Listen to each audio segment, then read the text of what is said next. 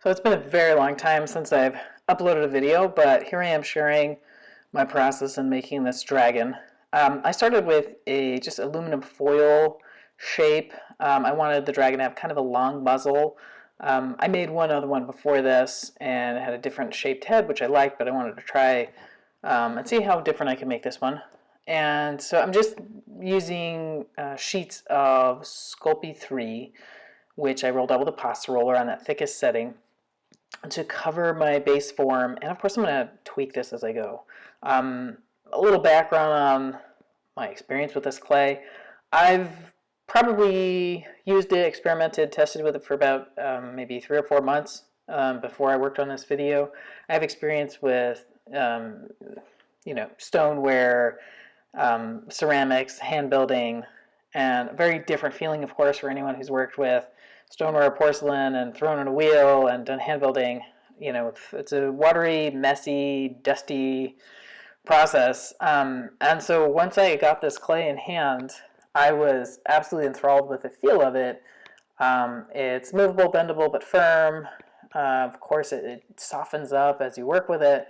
Sometimes that's a little tricky, and you want to use that super firm gray variety of Sculpey.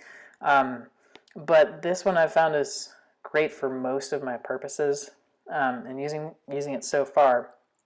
So at this point, I'm just building out the jaw and just smoothing it out with this little spoon tool. I got a great set of what look like some dental tools and many different shapes and sizes, and that really made a huge difference, of course, in how I'm able to handle this.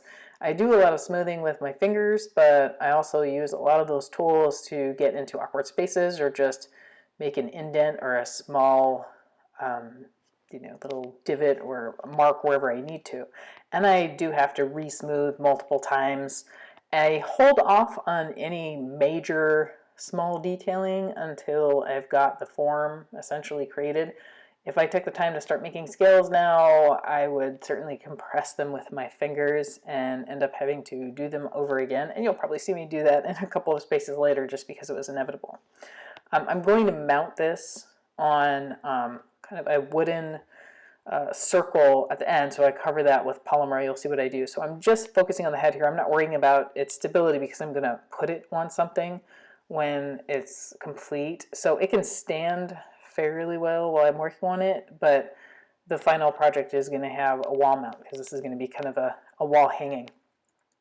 Just for myself, I think that doing freestanding sculpture is awesome, but as I've gotten older, I feel like more of a minimalist, and I like being able to put my work or any work up on a wall, and just I don't like having too many things to worry about putting on shelves or tables or things like that.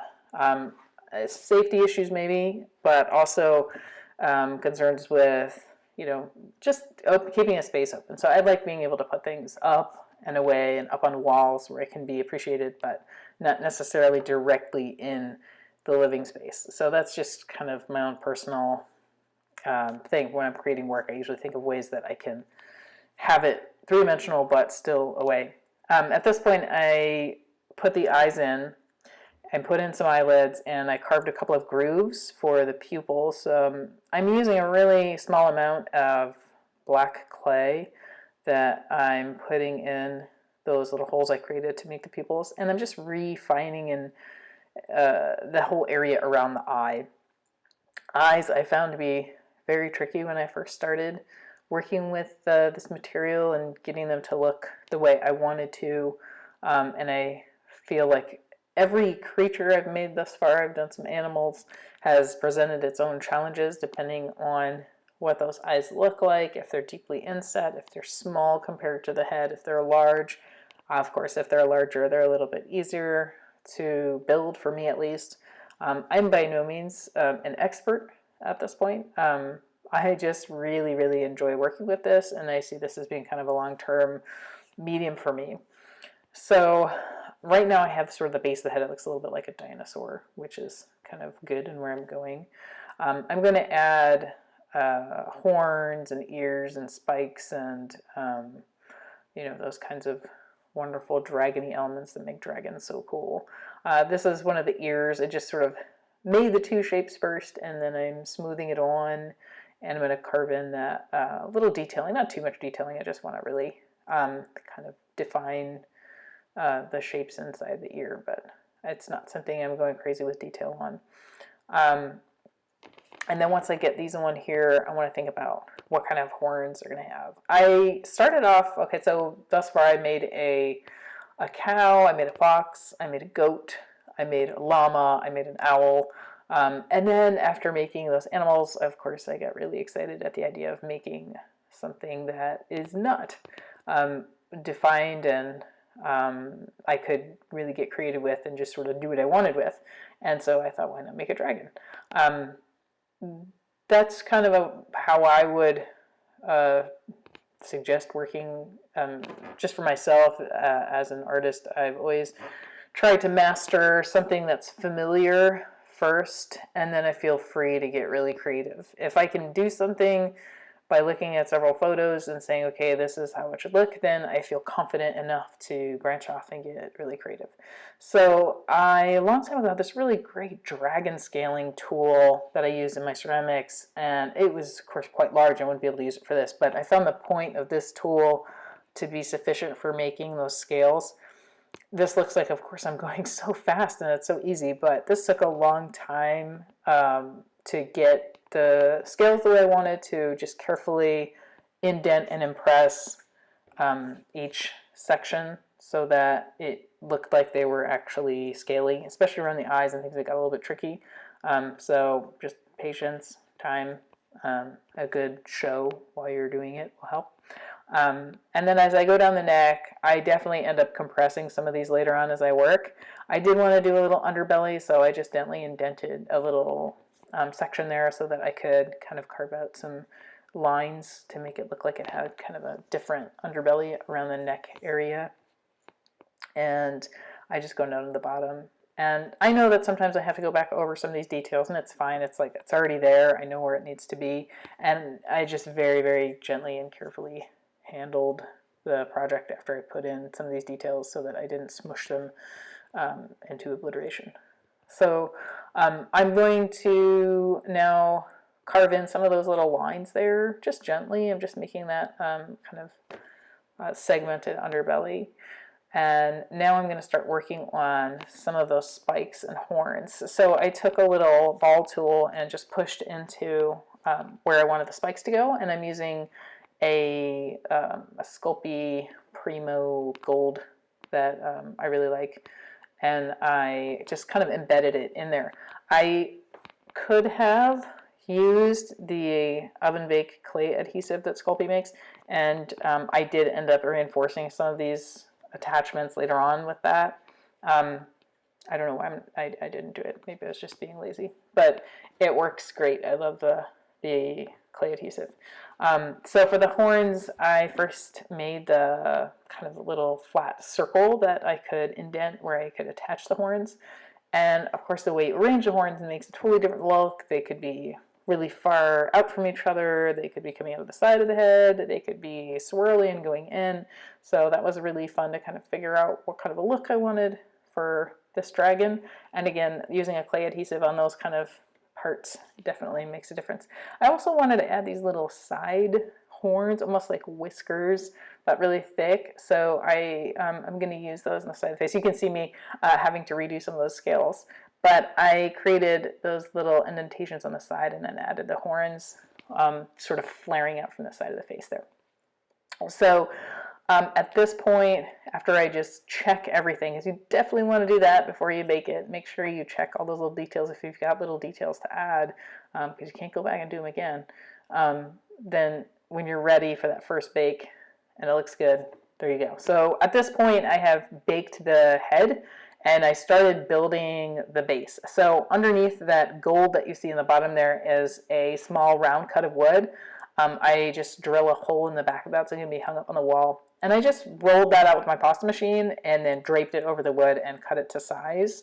And I also built kind of a collar to go around the base of the dragon's neck, and I did glue that down with the clay adhesive. I wanted to go for kind of a like a stone castle look back there, so I used this really cool, it's like almost like a gunmetal silver that I got, and just created these kind of little shapes that loosely fit next to each other. And this took, of course, a long time, but it worked out well, I think. I just like adding some extra textures as I go. So I fill in this whole background by cutting out these different pieces and then attaching them and pushing down with that little ball tool multiple times to get like a nice little stone-like texture on there. There are so many cool texture sheets and other things that you can use to make impressions on the clay, and I absolutely love that. I like making a lot of my own textures, so I'll take the time to kind of push into it. And I might end up making my own little texture tools, of course, as I go. But for these purposes, I just use that little ball tool.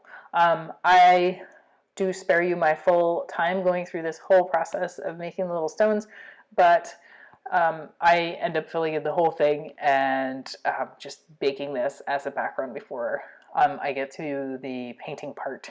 So just bear with me on this last moment, and we'll go ahead and pretty soon you'll see me start painting. Note on the painting, I'm just using some acrylics. This now is completely baked, so everything is hard. And I mixed up just some of my own grains using some different matte finish acrylics to create the dragon. I wanted this guy to be just varying tones of green and just have a contrasting fiery eyes. So that's what I went for. I really like mixing up my own colors, and I usually never just paint one flat color anywhere. I do kind of just add in little gradients and tones as I work. Of course, one thing that's can be a little challenging and tricky is make sure you're using the right brush and you're switching where you have to so that you don't get paint where you don't want it, especially around those small areas like the eyes and stuff. I had to switch my brushes quite a few times to get that neatly painted. And again, since it's three-dimensional, you want to make sure that you pick it up, look at it from all angles, and really check behind everything while you're painting these projects. Of course, you could go back in, but as anyone who's ever painted anything would know, mixing the exact same color that you want, I don't care how many times I've written it down, it can be pretty tricky to get exactly the same ratios. So better to mix more rather than less on that first go so that you can really cover it. I love painting on this clay. I think it's just awesome, especially when you add some texture. You can do so much cool stuff with dry brushing and everything to fill it in. And it just takes the paint really well. And it's a really nice kind of canvas to work on after you've gone to the trouble of making a sculpture. You've got this really wonderful surface to paint on. At this point, I'm filling in the eyes, and I'm just using reds and yellows very carefully with my small brush to kind of blend those in, and getting that nice contrast really makes a huge difference. When I did finish this, after it dried, I used triple thick gloss just where the eyes are to give them a nice shimmer, make them look kind of wet. And I was really happy they turned out. If you want to see me make anything else that you can think of, let me know in the comments below. I'd love to hear from you. If you have anything to say or any questions about the process or anything to add, please feel free to leave a note in the comments. And we'll see you again next time.